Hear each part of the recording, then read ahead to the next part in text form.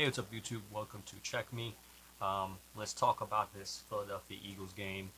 Happy we came out with the win. Excited that we came in and we had a better showing typically than what we usually had a showing.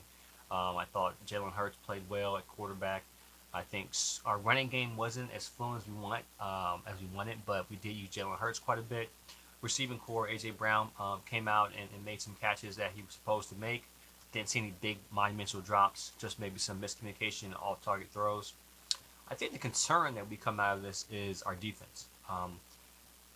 What to say about our defense? I think that um, I don't think the secondary play was necessarily bad. I don't think we were put in the best position. And as you see, we started moving Bradbury to the nickel so he can guard some of the some of the slot receivers and whatnot. It's still a work in progress. It isn't something that we've pretty much consistently thinned out yet. But it is causing some challenges because that means Eric Jobe is going to be on the outside. You know, with Avante Max being gone, Sonny Brown being gone, that's a void that Bradbury's pretty much fulfilling right now. He's out of position. I think overall it's going to help him be a better cover corner. But I'm not saying he's not a bad cover corner, but I think it's going to help him be a better cover corner. And they play him almost in like a bracket coverage most of the time. So if you saw us, we were pretty much most of the time, even in man coverage, about 6 to 7 yards off at as closest. Other than that, we were 9 to 10 yards off, depending on what the pass coverage was. So it wasn't that we were playing. It was almost like we were playing scared coverage, saying, "Hey, look, you're not gonna take us over the top. You know, beat us with the short passes." And you can kind of see our secondary was kind of bleeding a little bit throughout the game. How easy Sam Howell was being able to move the ball. Jobe, he's still learning some things on the side, on the outside. I would like to see a Ringo, Keely Ringo, and Eli Hicks start getting some reps. I think those guys can really start.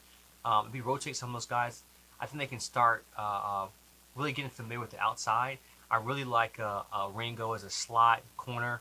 I like Hicks as a corner as well too, a pure corner. You know, guys that can really cover, that can lock down the side.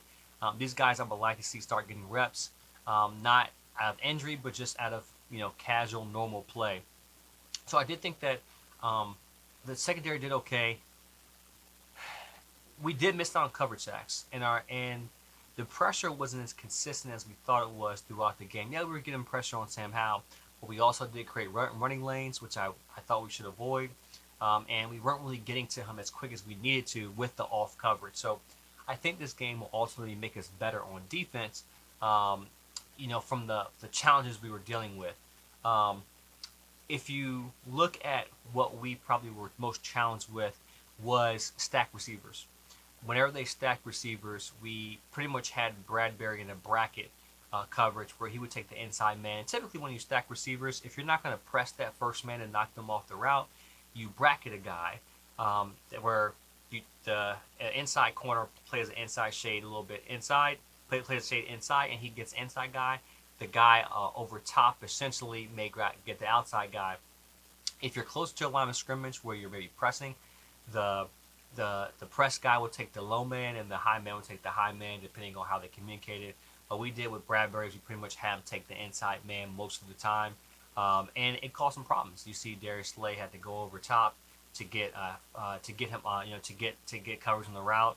So I think that throughout the game, Eric Bieniemy realized that and started, you know, pretty much doing some stacked receivers against us, which they converted a couple of third downs on. Moving on to the offensive side, I thought we did very well. The Washington, I don't say they were playing scared, but they pretty much against the Eagles team. I think it's the Eagles team. There's two ways you gotta beat us. You really gotta play us playing man or quarters coverage. They really kind of tricked their coverage a little bit. They played some cover nine. They played some cover six. Cover nine, cover six. But mainly they were shifting from cover two and cover three. They would try to disguise the cover two and cover three with the two high safeties, moving late at the snap or fleeing at the snap. But you can see Jalen Hurts did a really good job of keeping his eyes on the safeties and knowing where to go to and when to go to certain players. In cover two, we had two deep passes. They ran cover two earlier in the game. They got comfortable with it. I mean, it went right over their head with AJ Brown in the cover two. And their cover two is not a pure cover two. They may have hard corners come up, but sometimes the hard corners, most of the time the hard corners were sinking. So it's almost like a sinking two. You get your press, and then you get your press, bump them outside because you don't want them to go inside or around you.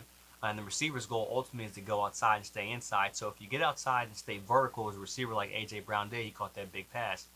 So I think that we did a really good job against cover two. I like the setup that Brian Johnson had for AJ Brown's late touchdown pass to have us go up by 31. If you look on the previous play, the 1st and 10 play, AJ Brown ran pretty much a stop run about around 8 to 10 yards. He ran at 8 yards. He stopped. Emmanuel Forbes came up and made a play on it. Psychologically, for a defensive back, that's not something you want to happen again. So what did we do? 2 plays later, we switched AJ Brown to another side. As a defensive back, psychologically, you're not thinking about that, right? You switch the side. When you get back on the side, sometimes for a defensive back, you remember, okay, he had the stop route. What are they going to do off of it, right? So your guard's more up. They switch the sides. AJ Brown's on the right-hand side. What does he do? Great route by AJ Brown. Runs at about 8, stops at 8. At that point, Emmanuel Forbes is French. He's French toast. There's nothing he can do there.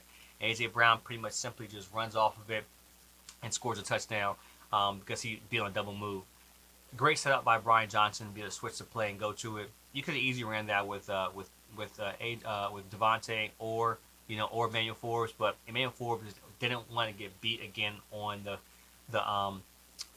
stop route, so he sat on it, and that's all we needed was for us to sit on it. AJ Brown, good route recognition, understanding, hey, if maybe I break it 8 over here, maybe I break again at 8 over here, so he thinks I'm doing the same exact thing. Overall, I thought it was a good game for Philadelphia. Definitely got good on it. I'm not upset if the running game isn't as stout. We had over 100 yards still rushing. I like the Gainwell.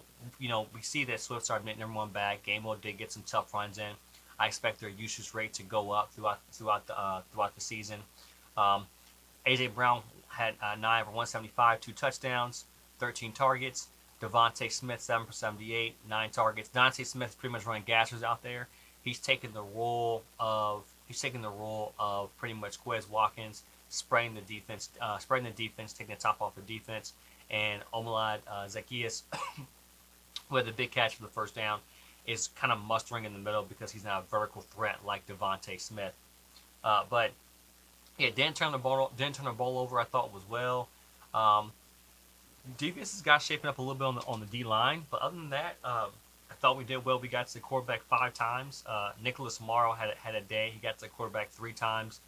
He also had 3 tackles for loss. I thought Zach Cunningham did well as well. Zach Cunningham was everywhere.